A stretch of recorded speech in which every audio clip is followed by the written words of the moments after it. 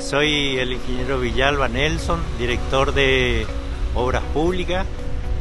Vamos a hacer la reparación de un bache. Hace tiempo vienen reclamando los vecinos sobre la calle Córdoba, intercepción calle Calvo.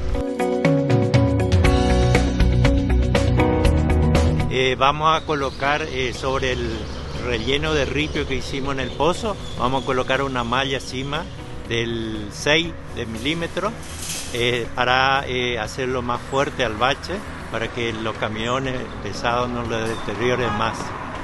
Concretamente va a venir un hormigón elaborado H21, que es un hormigón de alta resistencia para esos tipos de baches.